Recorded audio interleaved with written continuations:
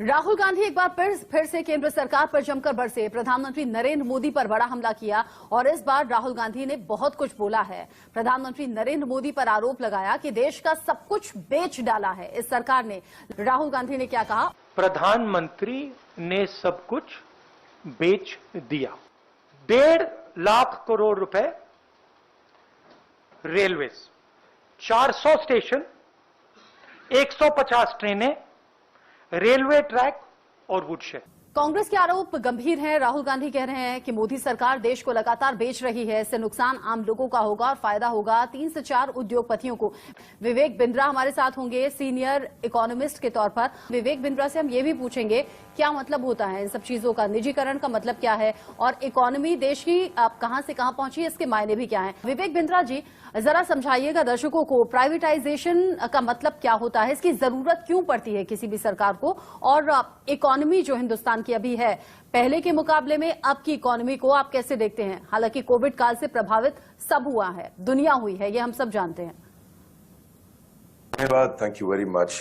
पहले समझते हैं कि आप वैल्यूएबल रिसोर्सेज को जनरेट करते हैं सरकार के लिए, आपके फिस्कल डेफिसिट का जो गैप है उसको कम करते हैं और डेवलपमेंटल प्रोजेक्ट के लिए आपको पैसा चाहिए। सरकार का काम होना चाहिए कि वो infrastructure, defence, education, health care और लॉ एंड ऑर्डर पर काम करे। सरकार का काम बिजनेस करना नहीं होना चाहिए। मैं ना सरकार, ना पक्ष, ना विपक्ष की बात करूंगा, मैं बात करूंगा क्या जरूरी है। So privatization is not at all bad, it's a great move by the government. आपको पहले समझना है कि हमारे एनुअल रेवेन्यूज भी बढ़ेंगे इससे, वन टाइम रेवेन्यू आने के अलावा। और टैक्स पेयर के लिए क्या होगा, देखिए आपने जब ये एसेट्स आप बेचते हैं, निकालते हैं इनको बाहर, ये लॉन्ग टर्म इंटरेस्ट में है टैक्स पेयर के। क्योंकि एक अगर आपके पास में कोई बड़ा 70 साल, 50 साल, 20 साल में आपने एक प्रोजेक्ट बनाया, उस प्रोजेक्ट पे कॉस्ट आई, उसकी अगर करंट यील्ड अगर 1 लाख करोड़ लगा और उससे मैं 2000 करोड़ रुपया साल का नहीं बना पा रहा हूं सरकार के लिए, तो इसका मतलब उसकी यील्ड बहुत लो है। अगर मैं उसकी यील्ड बढ़ाना चाहता हूं और लाने के लिए मैं उस 1 लाख करोड़ रुपए अगर मैं बेटर यील्ड जनरेट कर सकता हूं, तो ये तो टैक्स पेयर के लिए अच्छी चीज है। पर मैं समझ सकता हूं कि विपक्ष की मजबूरी है कि उनको वो बात करनी है जिससे आम जनता को लगे कि बहुत नुकसान हो गया है, या पक्ष भी ऐसी ही बात करने का प्रयास करता है। हालांकि कल के मैंने देखा वो जो प्रेस कॉन्फ्रेंस हुआ उसमें चिदम्बरम जी की बात अच्छी थी। ही सेड वेरी नाइसली कि भाई स्टेक होल्डर्स को इन्वॉल्व करो, and I like that point. But overall I think हमारे पास जो स्टक फंड है इस समय, उनको हेल्थ केयर में, एजुकेशन में, इंफ्रास्ट्रक्चर में लगाना है। That's number 1। नंबर 2, डिफेंस का लैंड, रेलवे की जमीन, बाकी पीएसयूज, उनको लिक्विडेट इसलिए करना जरूरी है क्योंकि वो अनप्रोडक्टिव एसेट है। आप अनप्रोडक्टिव एसेट को रखें और चिपका के रखें, उससे कभी फायदा देश को नहीं होगा। दूसरा, हमने पहले भी देखा है कि पे राइज बढ़ता है डिसइन्वेस्टमेंट से, प्राइवेटाइजेशन से तनख्वाहें बढ़ती हैं, नई अपॉर्चुनिटीज आती हैं, करियर ग्रोथ होता है और नया एम्प्लॉयमेंट जनरेशन होता है। अगला पॉइंट यह है कि वर्ल्ड बैंक ने भी ये रिपोर्ट किया है कि लगभग $100 बिलियन से ज्यादा का प्राइवेटाइजेशन 97 में शुरू हो गया था। चाइना ने शुरुआत करी थी इसकी और लैटिन अमेरिका ने बहुत किया इसको। यूके को देखो, मार्गरेट थैचर गवर्नमेंट जिसने शुरुआत करी 80s में यूके के अंदर, पहले समझिए ये नारा उनका था कि government has no business to be in business.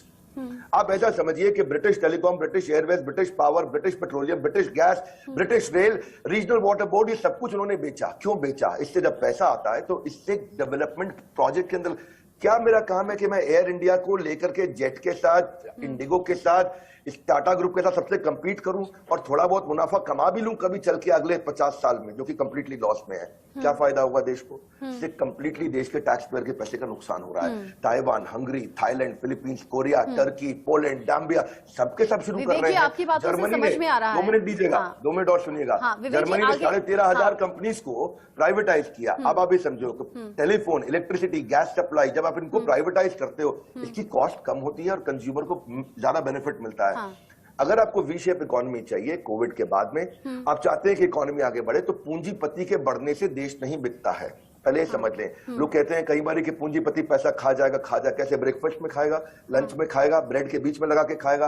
पूंजीपति पैसा नहीं खाता है। पूंजीपति जब पैसा कमाता है, बढ़ाता है, तो उससे वो बैंक में डालता है, उससे कैश आउटफ्लो इनफ्लो बढ़ता है, लोन का आउटफ्लो बढ़ता है, सर्कुलेशन बढ़ता है, मार्केट में ग्रोथ होती है। टाटा ग्रुप आज आप ये समझे कि वो स्टार्टअप है जो 150 साल से चल रहा है। टाटा ग्रुप भी तो पूंजीपति है ना, एक तरह से 7th लार्जेस्ट प्राइवेट कंपनी है पूरे पृथ्वी के ऊपर। आज $160 बिलियन से ज्यादा मार्केट कैप है। पूरा के पूरे पाकिस्तान का जो टोटल जो मार्केट उनका जो स्टॉक का मार्केट कैपिटलाइजेशन है वो अकेले टीसीएस का उससे ज्यादा है। जीडीपी को 4% कंट्रीब्यूट करता है। आज आसाम, हिमाचल, उड़ीसा और गोवा मिलकर जितना टैक्स देते हैं उससे ज्यादा एक कंपनी देती है टैक्स हमारे देश में। पूंजीपति बढ़ता है तो देश बढ़ता है। नॉन परफॉर्मिंग एसेट्स को बेचने की बात हो रही है और वो आई थिंक मैं कभी चाहे वो कांग्रेस की सरकार हो बीजेपी की सरकारों में हम उसका समर्थन करना चाहेंगे, क्योंकि हमारे देश में जितना ज्यादा देखिए एक चीज और समझते हैं आपको, it will make state owned companies more productive. क्योंकि आप अच्छा कोई रिलायंस की बात भी होती है, रिलायंस को पहले समझना चाहिए कि 1 लाख करोड़ का तो उन्होंने खाली जीएसटी पे किया हमारे देश के लिए, तो किधर जा रहा है पैसा?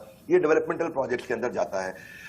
ये समझिए कि कस्टम एक्साइज ड्यूटी भी उन्होंने बहुत बड़ा अमाउंट 25,000 करोड़ दिया है। आप रिलायंस कैपिटल, अब रिलायंस ऑर्गेनाइजेशन को देखें, ग्रुप को, तो आज 2.5 लाख लोगों को उन्होंने नौकरी दिया है। फार्मिंग के बाद ये प्राइवेट सेक्टर के अंदर लार्जेस्ट एम्प्लॉयर है हमारे देश के अंदर। तो जब ये जाते हैं तो चीजों को एफिशिएंट बनाते हैं, क्योंकि रेड टेप से चीजें इनएफिशिएंट हो जाती हैं। पहले ये समझना चाहिए इस सारे प्रकरण में हमारी आम जनता की भी बहुत गलती है। इनको कुछ ज्ञान की कमी, नॉलेज की कमी है। देश बेच दें, देश बेच दें, देश बेच दें, देश बेच दें। कौन ले गया पैसा कोई देश को बेच के? किसके घर में चला गया पैसा? See this is basically a wrong narrative. Rahul Gandhi ji ने कल जो क्वेश्चन किए, जो विपक्ष ने कल जो क्वेश्चन किए, उन क्वेश्चंस में सिलेक्टिवली कुछ क्वेश्चन बहुत अच्छे भी हैं। वो क्वेश्चन ये है कि मोनोपोली ना क्रिएट किया जाए, वो क्वेश्चन वो है। पर अगर आप ये देखें कि पीवी नरसिम्हा राव, उनकी गवर्नमेंट में 91-92 में शुरुआत हुई थी, पब्लिक सेक्टर फर्म के बंडल्स में म्यूचुअल फंड में और इंस्टीट्यूशनल इन्वेस्टर्स को दिया गया था ग्लोबलाइजेशन के बाद। वाजपेयी सरकार में 98-99 में बजट में अनाउंस हुआ कि हम 26% रखेंगे पब्लिक सेक्टर के अंदर, वहां भी हुआ। डॉक्टर मनमोहन सिंह सरकार में, सब अलग अलग सरकारों की बात कर रहा हूं, मैं किसी एक की बात नहीं कर रहा हूं। नेशनल इन्वेस्टमेंट फंड 2005 उन्होंने एस्टैब्लिश किया और उन्होंने कहा कि क्षमा चाहता हूं, प्रोफेशनल इन्वेस्टमेंट मैनेजर्स होंगे जो इसके 75% प्रोसीड्स को सोशल वेलफेयर स्कीम्स में डालेंगे, एजुकेशन में डालेंगे, हेल्थ में, एम्प्लॉयमेंट में, सब जगह डालेंगे इसको।